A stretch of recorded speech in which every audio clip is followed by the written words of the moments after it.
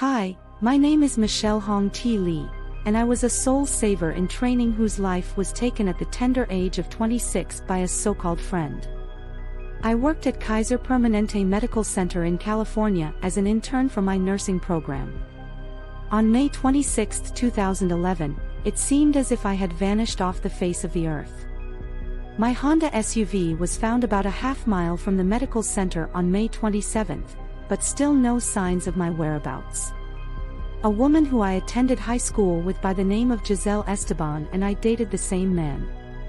I had a brief relationship with a man named Scott before him and Giselle became a couple.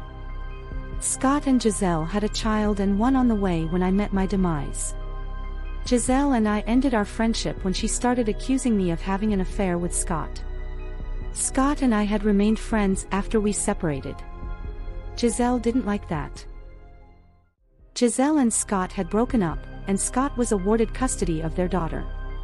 Giselle blamed me for the breakup, and this is why she ended my life. On May 26, a few hours before my shift ended, I told my instructor that I was heading to my car to grab something. When I didn't come back, she asked security to walk with her to the parking garage to look for me. While in the garage, they spotted my car coming back into the garage. My instructor began to wave at the car when it backed up and sped away. This alerted my instructor, and she immediately called the police. Once the police were on the scene, they found a pool of blood on the ground.